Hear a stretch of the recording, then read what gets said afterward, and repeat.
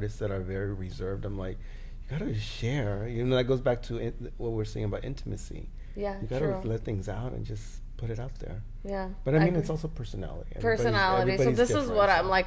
I'm like, I just want every artist I know that's like come and speak your truth, and like hopefully you find, hopefully like we do great with this, and then like every artist that's on yeah, finds like that one investor yeah. that's gonna, because That's all every you need is yeah, one. that's a My one. brother told me years. Yeah. I worked. He's a business guy, and I Uh-huh. worked with him for 15 years prior to doing sheep. And he goes, at the end, it's going to come down to just one. You just need one person, one special person who's going to believe in you, see what you're doing, get it, and that's it. And it's in your immediate area. It's within somebody already that For they know. sure. So it's in a Couldn't agree circle more. of that. So it's just a matter of finding it. And for me, like I've gone through like times where I'm like, where is it? Where are they? I've been doing this for 12 years. Where are they?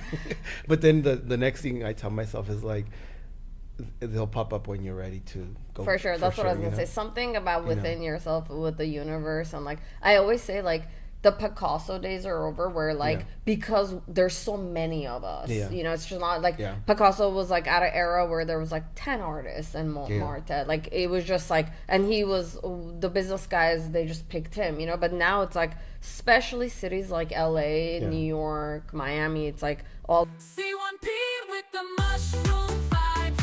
Sprinkling trouble, he's got that twinkle in his eyes. C1P bringing joy to our lives with his antics and adventures we can't deny. Welcome to C1P, your local legend podcast. I'm your host, Z HOVAK. Today, I have the legendary, the one and only LA legend, LittleRicky. Hi guys. Welcome to the show. Thank you for having me. I'm so excited you're Yes. here. I've been a fan for so many years, seen your work on the street, seen your little neon guy. It's just like super amazing. Yeah, we haven't met all this time, so I think we like only correspond through Instagram, Yeah, where yeah. I'll see your character, put a C1P, you see me, Yeah, and it's yeah. like, hey, like little tag next to each Yeah, other for sure. always. yeah. So I feel like sheep and C1P are like best friends. Yeah, I mean, there's such a similarity to them, and especially with this new series I call Littles, it's like kind of even bringing it even closer together in some way. Are the littles one? No, One- I have about 360 characters, and Oh. it's all inspired by. I was telling you earlier about a potato chip, and I love potato chips. Like I eat them every day, and it's a play on words of because I do a series called Sheep, so I did a little potato sheep, and all I did was take the two eyeballs from my sheep and put them on this little potato sheep. And that led me to realize that I could create a language of my own using those two eyeballs, and I could put those two eyeballs onto anything I love. So if I love something, I just put two eyeballs on it. And like my character for mushrooms is called Mooch. So yeah, and they just keep popping up over time. So, and it's been only like 3 years. Wow. So 300 characters of just these. This doesn't include the sheep. So, and it's still evolved. I feel like they're babies to me. Like even Alice is my love for a sense of wonder. So everyone has a story to it. I Yeah, love that. yeah. And are these characters? Because I saw a photo that you did a series like on canvas with Mm-hmm. each one. Do they have a body as well, or is it just a head? It's just the head, and this year I'm learning to play around with putting bodies to them. So I'm taking the sheep body from my sheep and putting it onto these characters. They're And so sheep? like yeah, and I'm calling them little peeps. Oh, cute. So it's combining my littles with my sheep called little peeps. Oh wow. Yeah. It's funny how your brain works. Or maybe like your sheep is shape shifting. Maybe, yeah. I never thought of it in that way. Because I think of them as two different series, but maybe the morphing of the two is what's creating it's bringing it all together maybe. So in some way. So Or maybe how like we went from third dimension to fifth dimension. It's like Yeah. the sheep elevating, and Yeah. he's like becoming so many. Like Yeah. those movies, like Avatar movies or whatever, where there's like a multiverse and there's like multiple of you on different dimensions. That's like what's happening in my head, you know? I feel like it's such a baby world to me right now. So like I'm just playing with it. Like even this next year, my theme for the year, this year was about flow and surrender, by just letting things go. This year's gonna be about play, and it just happened to me this like 4 days ago. I was like, I want to play. I want to get messy. Like I want to take abstract finger painting, all that, and incorporate my world into that little mess, and just play like a kid that colors outside the lines and all that. Oh, wow, So interesting. so it's going to be a little different in terms of. I think that the last 2 years have been really rigid for me, because this year I've been painting my dreams every day. So every day you see my post of what I dreamt, what I painted every single day. So to do that for 365 days, that's a lot. And then the year before, I did 365 days where I painted my biography daily, big paintings. And so 2 years of that, I'm like, I just want to like, just, not be thinking about the lines of the idea, anything. Just want to just put whatever's there. Kind of like when a kid paints, they're not thinking that much, And even though my work is or feels kid related, or it has kid energy, there's a lot of story in it, and in this way I want to almost like not tell a story, like you create the story. Like, let the creative gods use you as a vessel. Yeah. And just like flow. Yeah. Like, I do this thing called like magic language, where it's like I sit there outside of my art, but it's like a process before I do my art, and I open my notepad and then I just like don't think and let my hand go. And Yeah. it's like I have like 3 books of Oh, just wow. like this. I love that. But I don't understand it. I don't know what Yeah. it is. It's just, I just try to be very intentional. And my mom says that I've been doing it as a child. Yeah. Like Wow. I would go to school and come home, and then she would say like they would tell me to do my homework, but I would just sit there and then like Yeah, because it's energy, right? Yeah, It's just energy. yeah, it's like yeah. So I That's love awesome. that, because I feel like once that happens, like I don't know, like a lot more and more doors open, Yeah. like spiritually, universally, and then more creativity kind of goes through your like Yeah, spine. yeah. I remember when I first started this series like 12 years ago, I was there was so much information coming through, like so much of it. Like I just felt so overwhelmed.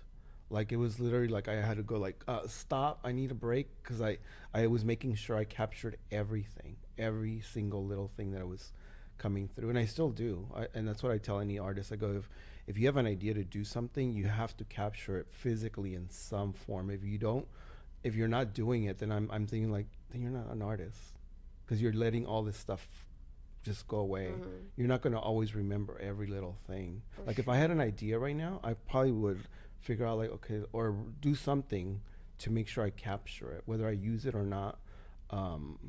You never know. Yeah, because the creative gods are like, oh, he's not a good, like, we'll go to the next artist. Yes, yeah. That's what I yeah, believe. Yeah, you know, that's if you know exactly me. it. I mean, I don't believe in God in some way, but or whatever we want to Creative call gods. it. Yeah. But yeah, that's it. Like Yeah. I feel like, oh, he's not taking it. I'll give it to somebody else. And that's not me. I'm not gonna I'm capturing it. Like even my shorts. This is all information captured because I had an idea. I love that. Tell me that moment where, like, because I don't know the story, and like for anyone watching, like obviously you're a legend. I think your art is like all over LA. Like Yeah. it has been for many years. Tell me that moment that you decided to become an artist, a full-time artist. You created Sheep. Like, how did all that magic happen? I mean, it started 12 years ago in February. This February will be 12 years. And it was inspired by Alexander McQueen. In his biography, he said, I'm not the black sheep of the family, I'm the pink sheep of the family. And at that point, I had been working on a series for 13 years called Little Girls. So I always do this thing with little. And it had fizzled. And so when I read that sentence, I thought, this is it. This is the idea of not being the black sheep, but whatever color sheep you want, that was me. And I know that if I had read that sentence like a week before or a month before, a week later, it probably wouldn't hit. But when it hit, And that's when I say about, taking action, I literally went out the next day and I bought a toy sheep, because I'm like, what am I supposed to do with this concept of a pink sheep? I didn't have a character, I didn't have an idea, it was just a concept. And so I started doodling. I just started doodling from the toy, like seeing, okay, what's supposed to come out. Even getting the chills right now from it, because it was such a big moment. And Can I ask what you did prior to this? Were you still an artist? I started painting in '98. So Okay. I was working on a series called Little Girls. And your name as an artist was the same name? No, LittleRicky came when I did for Instagram. Okay. So, but it was a natural thing, because everything I had done a series called Little Girls, Little People, Little Pop. So when I decided to say LittleRicky, it was just like, I've been working on these things called Little. So and then there's also the I Love Lucy character, LittleRicky, the little boy on the TV show that people have always thought of me as LittleRicky. But for me, it also goes back to, like, I'm a little kid at heart. This was just a perfect name, but yeah. But so when I bought the toy and I found the character, the little shape of the sheep, it was like I knew as soon as I saw it that was what I was meant to do in my life. Like gigantic, not like little, like it was like, this is it. This is what it's always been there. I just needed to find it. And I always referred to, like, Keith Haring, and how he had his little baby. When I used to paint, like in college and all that, I used to kind of use Keith as a reference. There was a lot of Keith in what I was doing, and not so much in my little girls, but it was still kind of there. I always felt some of his energy there, and I feel it more so now. But it was really like, oh, I found my baby. This is me. Nobody has this character. This was, this is like, Keith had his baby, I get my little sheep. And it was huge. It was huge to see it. Like, I knew, because I was drawing the sheep with 4 legs, from the toy, 4 legs. That's not working. I like how this, and I wasn't thinking either. It was just, just letting it go. And when I saw it, I was like, that's it. That's the shape. And the shapes evolved over time, because they used to be a little chubbier, skinnier legs. It's like the eyeballs were like down by the nose. Like, now they're, like, I figured out. It took years of it, but even early work, I love it. I love seeing early work. I was like, God, it looks so. It just doesn't look right, but I love it because it's like, that's where it began. He evolved, got some Botox. Yeah. Up with the time. Yeah. I love that. This is like also why I'm obsessed with you as an artist, because like I feel like I respect every artist and every creative, but there's a special place in my heart for visionaries that understand, like, having their own thing, like, that is not like anybody else, because that's the only way I believe you're gonna stand out long term. After you transition to the next dimension, your work is gonna still live through. Like, people never have to meet you, but they're gonna see and they're gonna know, oh, that's okay, that's a LittleRicky. LittleRicky, that's a C1P, that's HOVAK, that's so and so, that's Keith Haring. And I feel like a lot of artists, like, go so many years and they're just like copying. They're trying to find. Like, even with when I started the Littles, and I started putting them out on the street, people were like, it's LittleRicky, because they recognized that there was the similarity of what I was doing, and I had, my name wasn't on it. It's just these little characters, and it's you. You got your signature of what it is, and it's not a style. It's the characters themselves that are the signature. So I could take these characters and put them in an abstract world. I could put them in whatever I want, and you're still gonna know, like, that's LittleRicky, because of the characters. So important, and it's like the energy. It's on a quantum level. Like, I think humans ourselves, we don't understand it, even as an artist. Like, but it's like, it's a certain frequency in addition to the physical. So how old is Sheep? It's 12. It's gonna be 12 in February. Oh wow, okay. 12 years old. So, I was proud when I got to 10. I was like, God, can I get to 10 years? Now I know it's forever, but just getting to 10, people always say, once you get to 10 years, things happen, and I'm like, they still haven't happened to the extent that I'd like, but I'm like, it's always focus. I don't think it's ever. I don't think no matter where you get, you're gonna be happy as a human being and an artist. I think as creatives, we're constantly Because right now you're happy. You have so much inner wealth. Yeah. Like you're such a rich person to me Yeah. because like your emotional intelligence, your work ethic. I mean, the fact that you stuck to something for so many years, like you've made it already, Yeah. you know? Yeah. But I felt- think yeah. in a Western world, we do tie our identity to money a little bit, which I hate. But I hope one day some important person listens to this and helps every artist that's ever Yeah. lived. Yeah. Yeah. And I think, I think every person should like sponsor an artist in their community. I had a teacher once, I went to Berkeley to be an English major, and there was this one teacher. She was very famous at her time. She was an Asian woman from, I think she was Chinese, and she had written a book that was really big back then in the '90s, and I got to have her as a professor. It was kind of like having Toni Morrison as your professor, but except it was her, and her name was Maxine Hong Kingston. And so I took her class, and one of the things that she said to her son, who was a musician, she goes, "Oh, you want to be a musician? You're going to be a musician for 1 year. You're not going to pay rent. You're not going to do nothing. Everything's going to be taken care for you. Go for it." And I was like, how cool is that?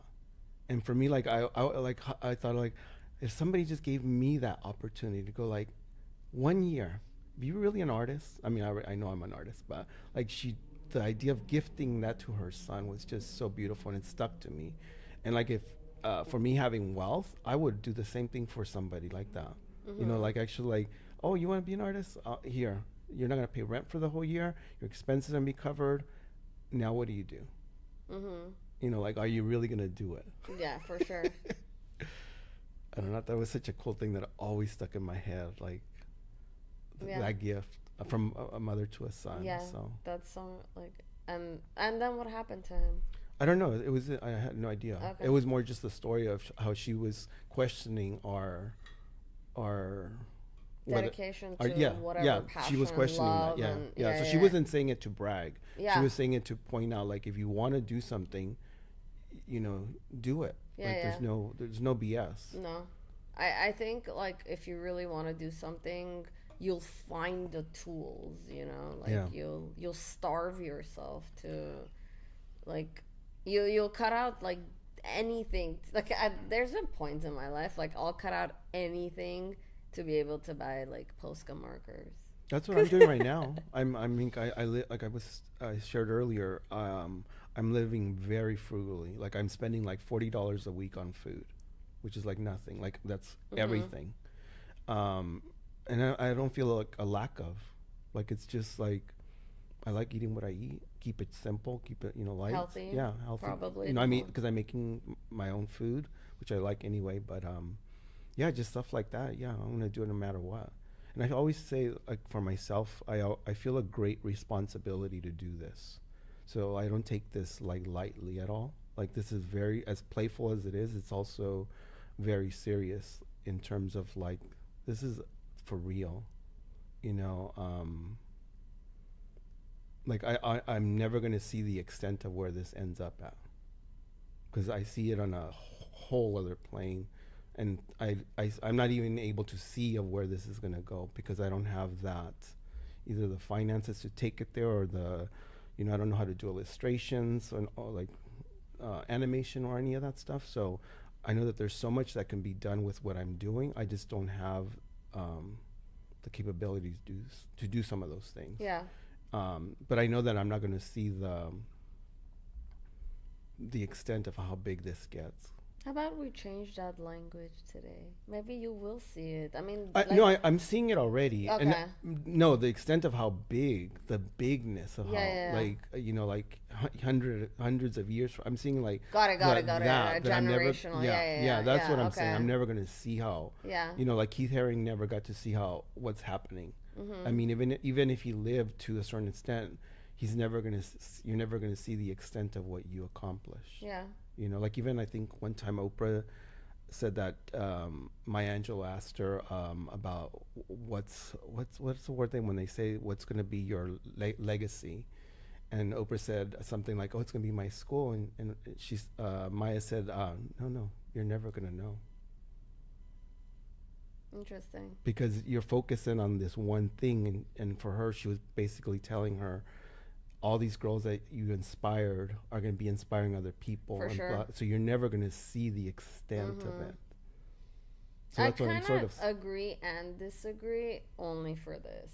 I feel like spiritually and energetically, because of technology, like we are in a space where I don't know how to animate, you know, Yeah. but I like babble to everyone all the time. Like, You this is will? what I want. Can Yeah. you help me? I'm like that too. Yeah. Yeah. How can I help Hook you? me up. What can I do for you? Like, you know, so I feel like if it's I feel like old artists didn't, but like one of the last Sotheby's sales was like the most live artist ever. They were older in their like 70s, but there was like a 50-year-old and they sold for like 40 million. Yeah. So I personally believe times have changed, and because of technology, Instagram, all this stuff, like we can put ourselves out there and ask. Yeah. Yes, your character is going to be legendary. Like, to me, you're a legend. This is why you're here. This is why you're on the show. But I think like if you kind of, I don't know, manifest for now without like telling the universe, like, you can do it. Yeah, you know? I think, and that, you're right in some way. I mean, in the sense for me is that one of the things that I've have struggled with. Not, I wouldn't say struggled. It's getting a clear vision of what I want. You know, like I have ideas like, okay, I want books, I want a hoodie line, I want all these things of what I want with what I'm doing, but I don't have like a clear vision. And I don't like so much giving myself like goals. Okay, by the end of this year, I want to have this, but it's having a clear vision, and I haven't figured it out. I think You know, should, I have ideas. I do want to write books. I've already but started. do you have write them down? Because I believe in the magic. Yeah, like write I it- have an Excel sheet for my entire 2025 already. Like Yeah. I did it. So it's like January. This is what I'm gonna do. February, and no way do I wake up as an artist and say I'm gonna follow this Excel. Like I'm just lottie dotty all Yeah. over the place. But at the same time, I feel like intentionally, I spiritually believe I'm telling the universe, Yeah, you yeah, know, like make this happen Yeah. for me. Yeah, I write every day. Okay, So I good. keep journals. I've been journaling for most of my life, and with my dream series that I'm working on right now, I do it every single day. It includes my dreams, but it also includes ideas, my sketches, things like that. Of like, okay, I want to have a book collection. I want to have a book written. So I already have an Excel file with all the ideas. With some of the writings, the pictures. So I'm very organized like that. But it's getting the vision of like, okay, what does it look like? What does it feel like? At the end, it's the feeling of, you know, I want to write a book. It's not going to be, yeah, I want the book, but what is it going to feel like to have it? To have written it, to Yeah. have it published, you know, Yeah. because that's what's going to satisfy me. Is not the book itself. It's going to be the feeling like, oh shit, I did it, you know, like that. And so the vision for me, it's more that than the eye vision of it. What is if that the makes book sense. gonna be about? I mean, I have a couple ideas. I had one where I was painting with a sheep. I was doing a count by numbers kind of thing, where it was going to be about counting sheep from 1 to 365.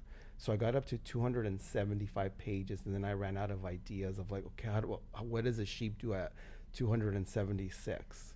So it's there. So like even with that, like I just need to like either just, you know, put my head into it and finish it within this next year, which I can do.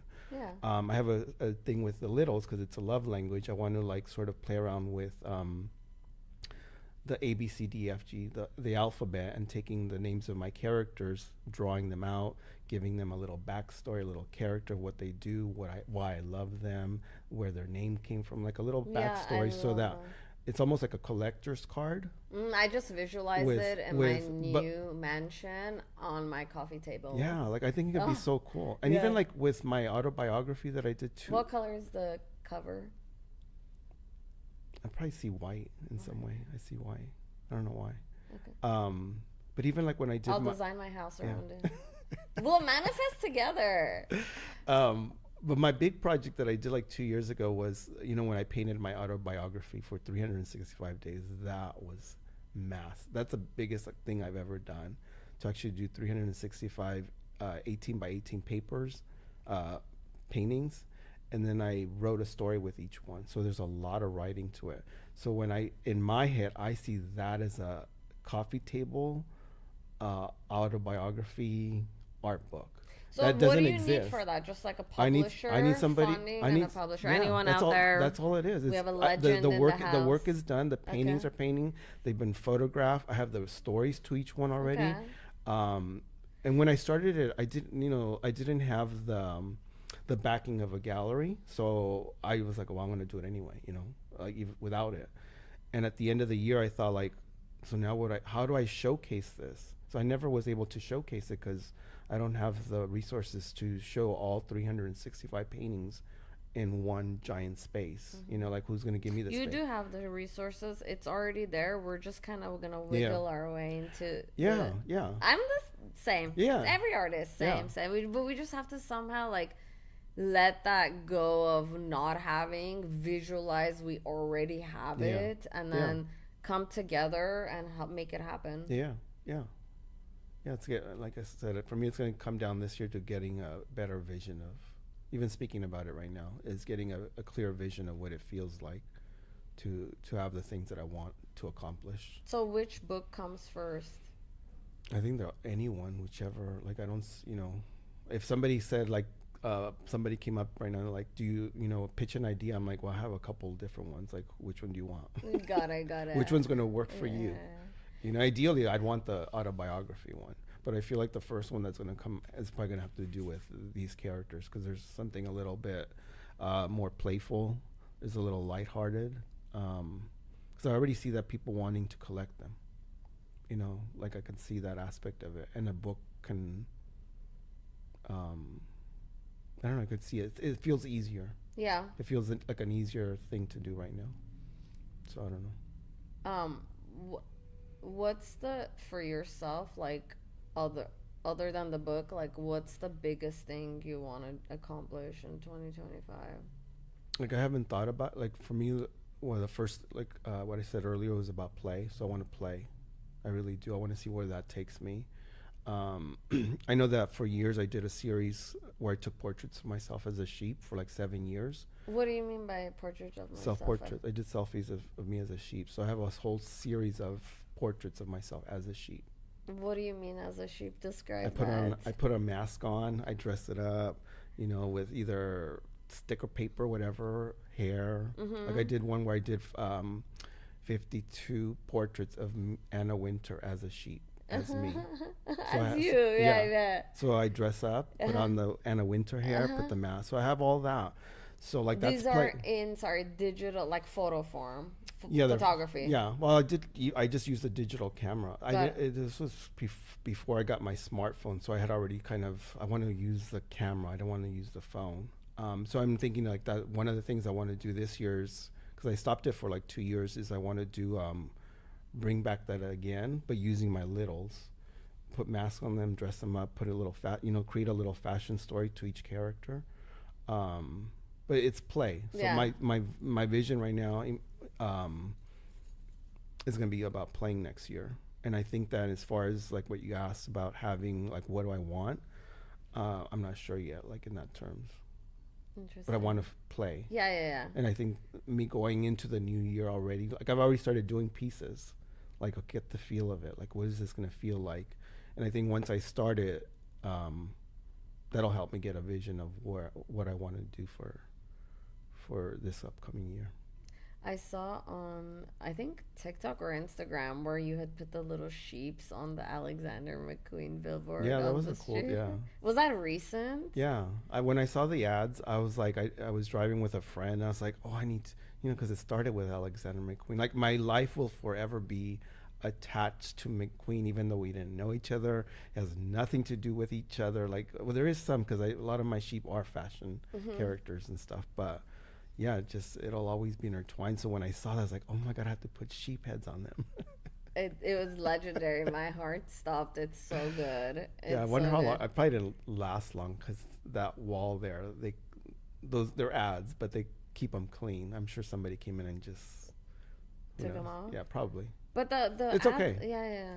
Yeah, for me, it was just doing it and getting a little video of it. And then once I put something out on the streets, I always say, well, it's no longer mine. So Yeah. What's the whatever happens. feeling inside?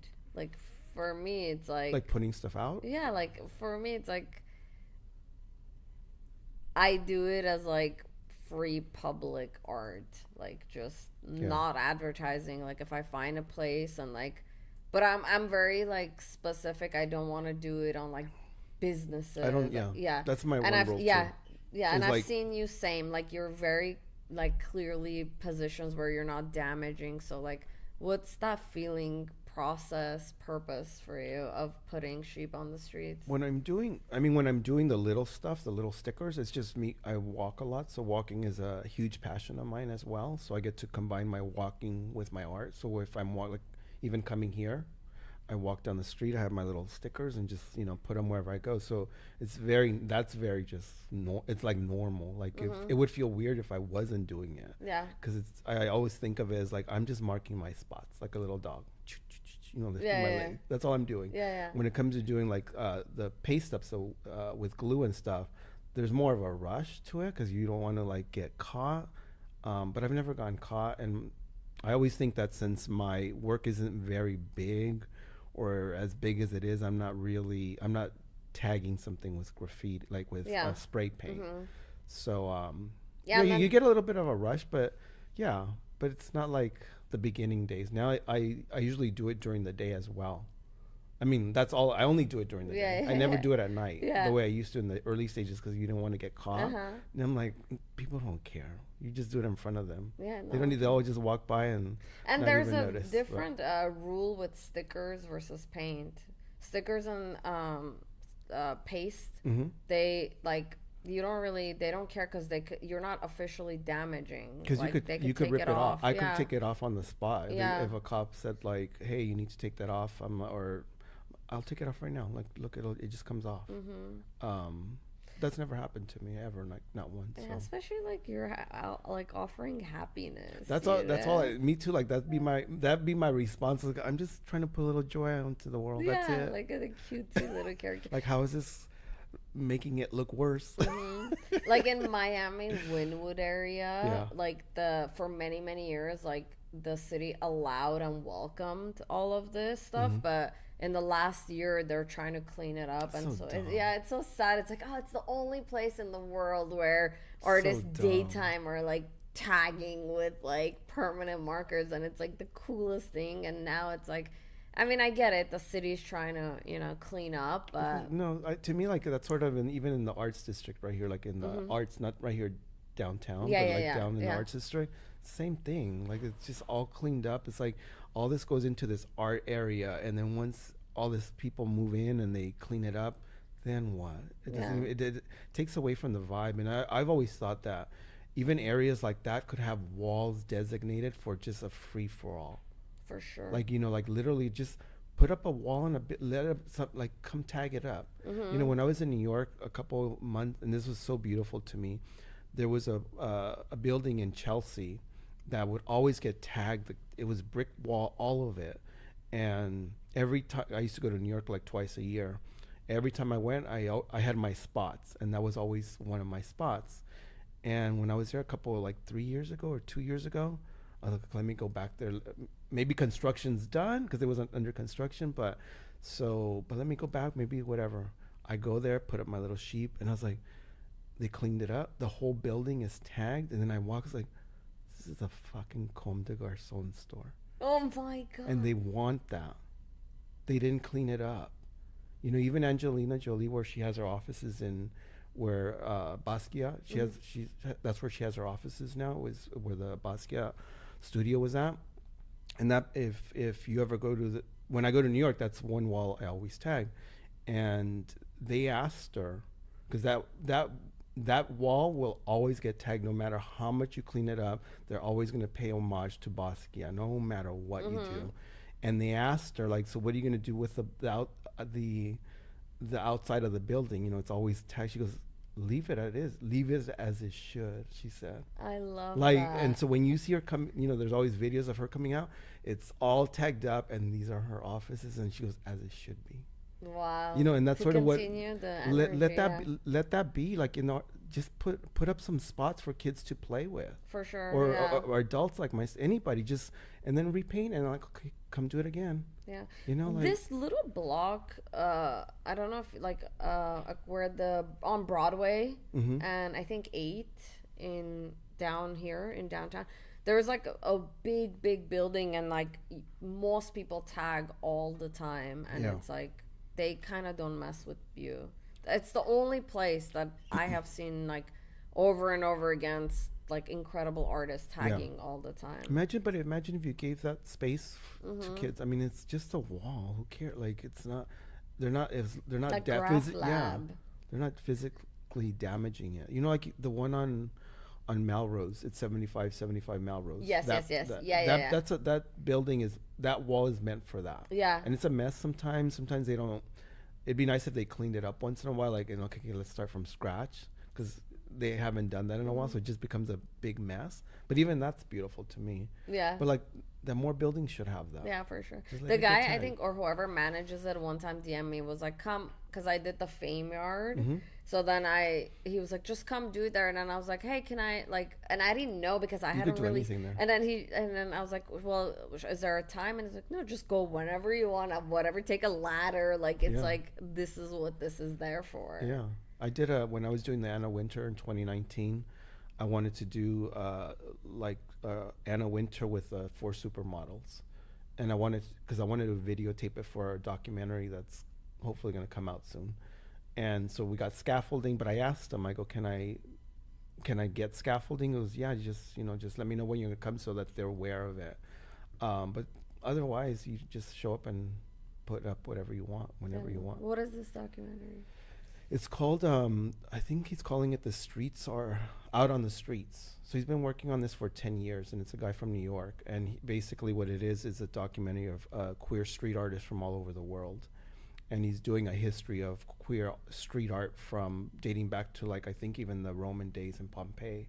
So he's gone to Pompeii to like look at all the sketchings, the carvings in the buildings, and how even that was street art back then, like that was gay.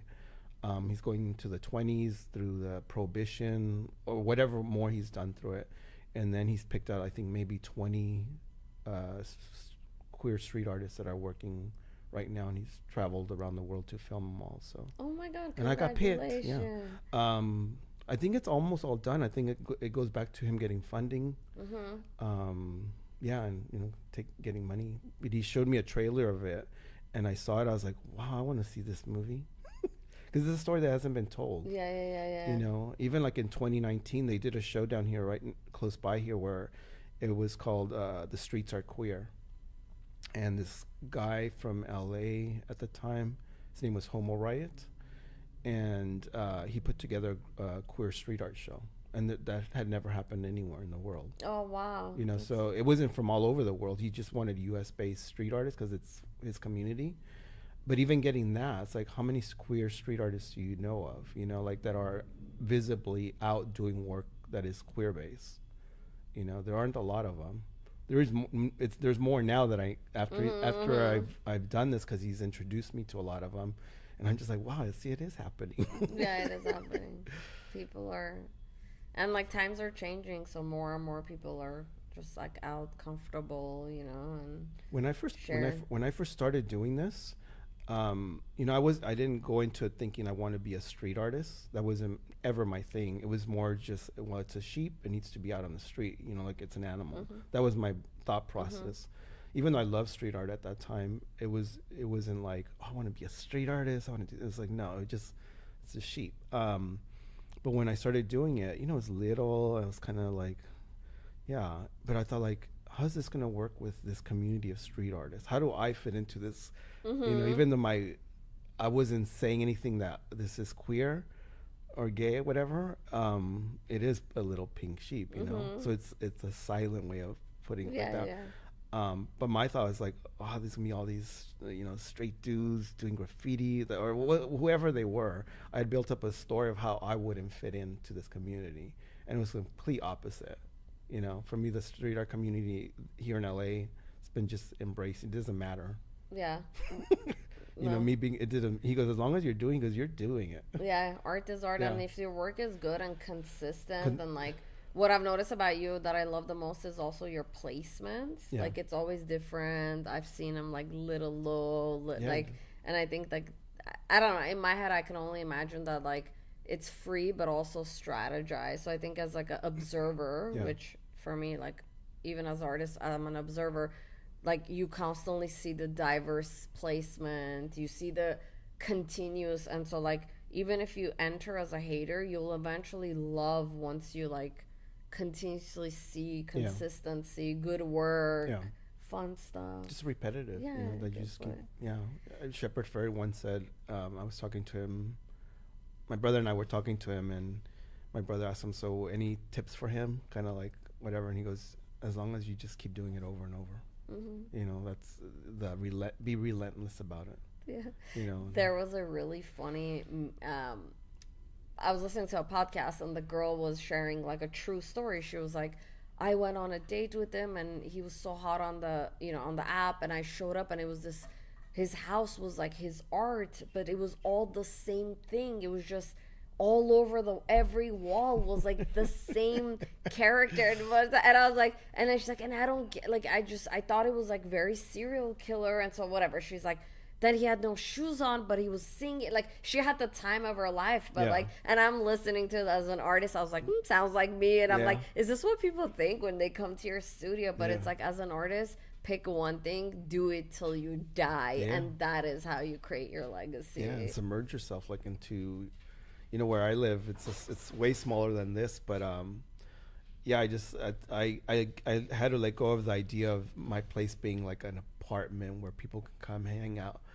in, because it's small, or entertain. I'm like, no, this is just my life. My bed's here, my art is everywhere, and it's a beautiful mess. You are It is what it- entertaining the world by Yeah. just doing your art and living your legacy. Yeah, I'm not doing it in my studio. What is being a local legend to you?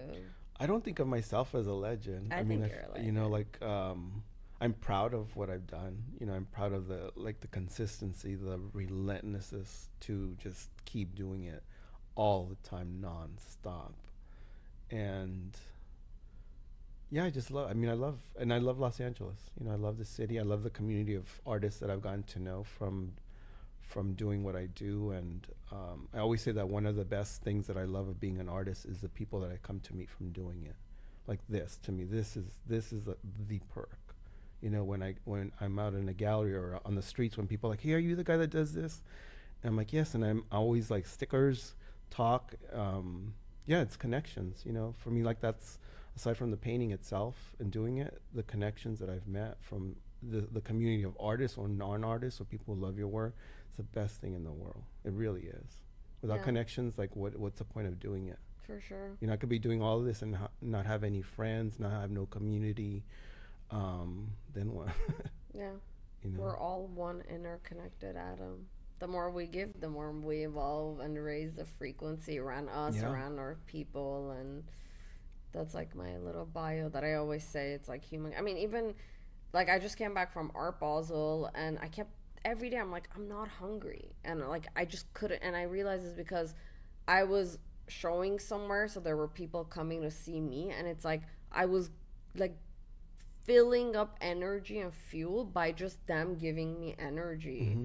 And I was like understanding coming like back to the hotel. I'm like, oh my God, like it's like when you meet so many people, but in a positive way where they're like excited about you, you're excited about them. Yeah. It's like this positive exchange. It's like you almost don't even need to eat or drink. I'm serious. Like I was like, I wasn't hungry for like, a lot of times, like anytime I go to like an event or these sort of interactions where there's so much like energy being exchanged, but on a higher frequency, it's like, nah, I'm Avatar now. You know, it's like I don't even.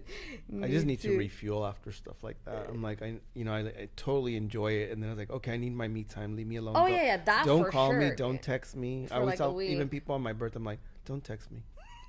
When my is your It's my birthday. I don't need nothing. Just leave me alone. Even Thanksgiving for me, Thanksgiving is about being alone. I don't go to parties. I don't go to everybody knows, leave him alone.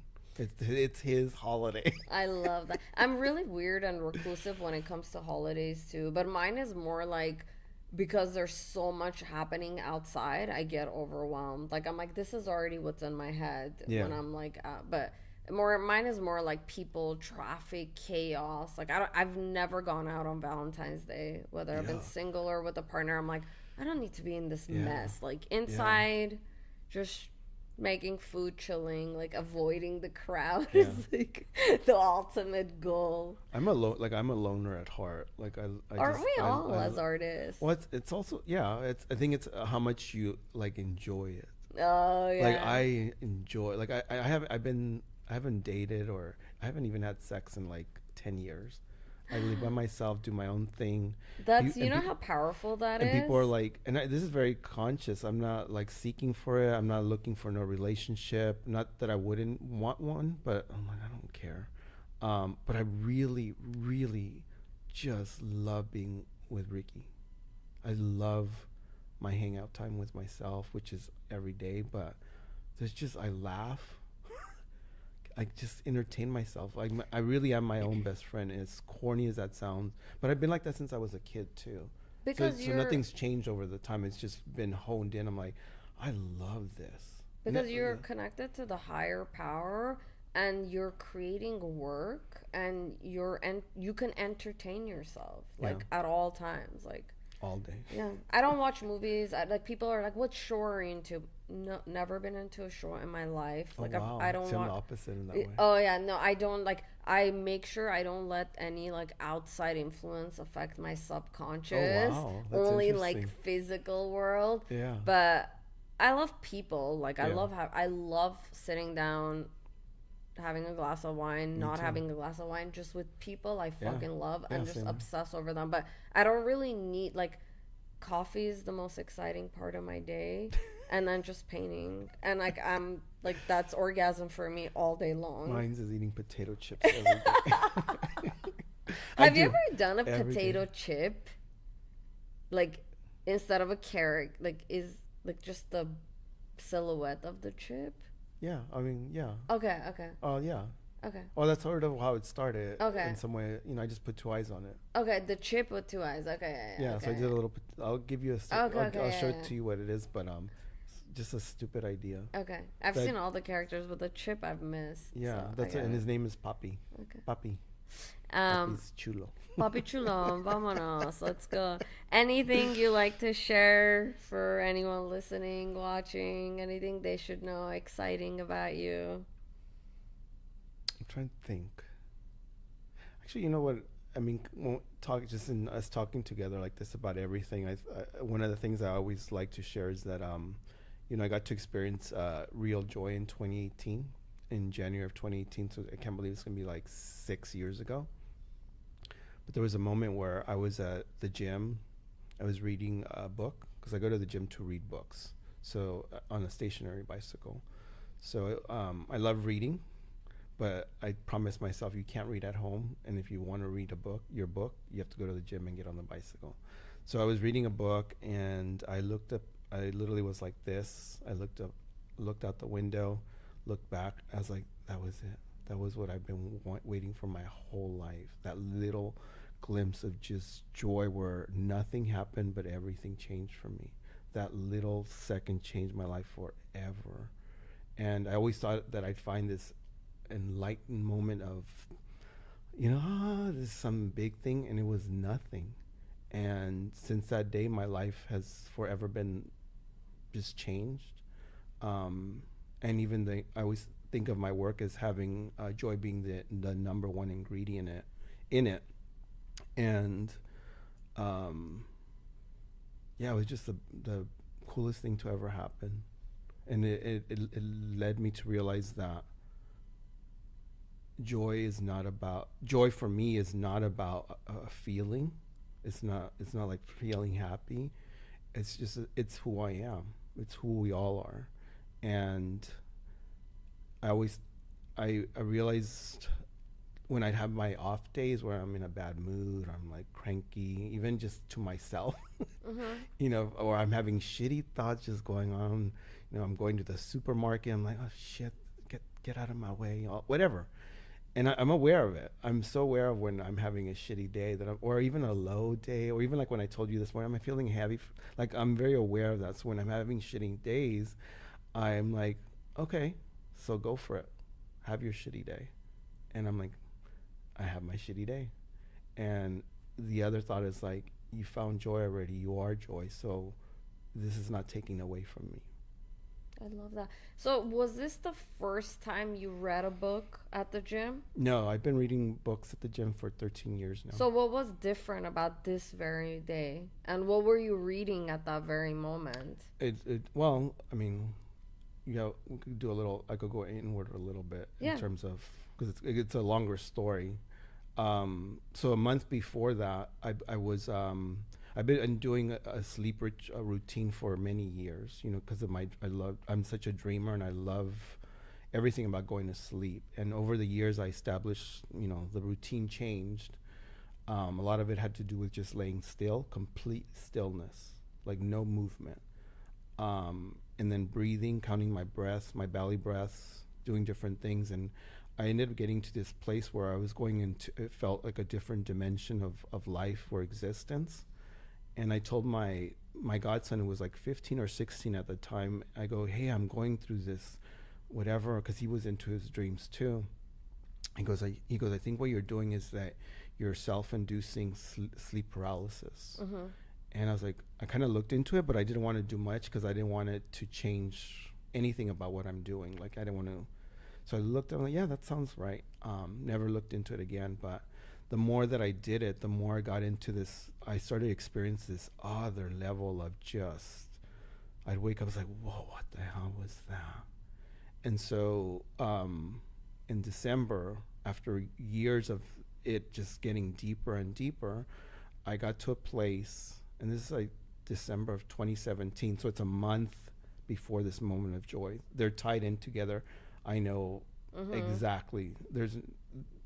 The moment of joy wouldn't have happened without this other moment. So in going through this deep sleep, I experienced a moment of death, like because when you're laying still, it's not easy. People have a hard time doing it, where you don't wiggle a finger, you don't do nothing. You're like. Can I ask if this was sober or on? Yeah, I do this every night. Okay, yeah. Yeah, so it's every night. Sometimes I'm not sober and I can still get to that place. Sometimes I don't. So it doesn't matter. But it was more I'm doing this every day. Yeah. This is part of my routine. And so, but this night I went into a place where I feel like I died. Not like I feel like I died. I had no body. There was no body. There was just complete weightlessness. There was no Ricky. So I was just this white, it was just energy existing. And all there was just pure awareness of not Ricky experiencing this life, but being life. Like it was very, very intense and so beautiful to have nothing. I had nothing. It wasn't Ricky experiencing this. It was just me, life experiencing itself. When I woke up the next day, it was like, what? I was mind blown that I had because I had experiencing moments like that prior that were just so amazing, but this was on a whole other level. So that next day, to me, having experienced that, I'm not religious I don't even think of myself as spiritual at all. Like I don't want nothing around that, not nothing, but I don't want any label to it. I thought like I stopped. I was like, there's no heaven, there's no hell. I just experienced what life was at its core, where I didn't exist. There was no ego watching this. It was just energy existing, and there was no body.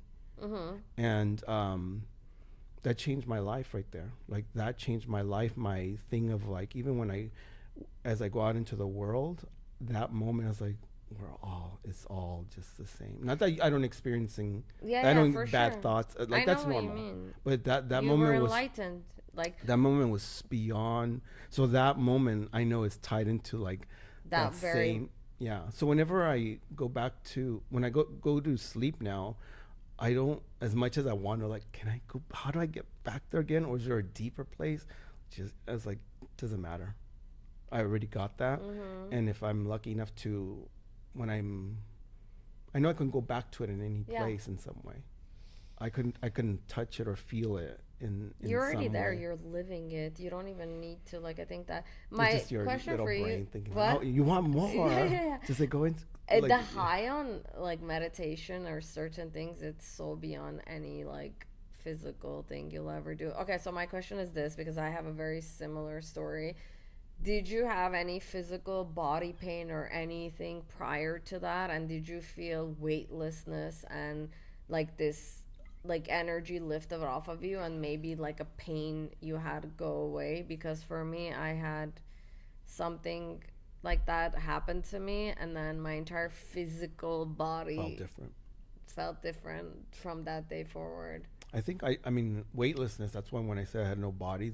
That's what I'd been experiencing is complete nothingness, like where there's nothing. So in terms of the physical, I didn't. I mean, I have knee pain that I've had for years, but I think if I attribute pain to something, it's the heaven or hell thing, like the that idea of where I was raised Catholic, and even though I let go of my religion, when I was in my late teens, it's always still been a little like, okay, so how do I process this? Like a full letting go.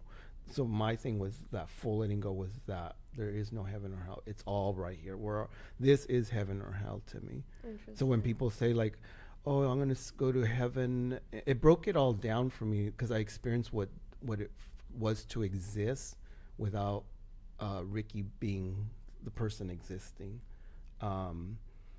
So when I hear people say like, "Oh, I'll see my mom in heaven," we're gonna be whatever. I'm like, that's just BS because you haven't dug deep enough to deal with what it is to have for somebody to die. My mom died, and I thought I was there when it happened. It was beautiful.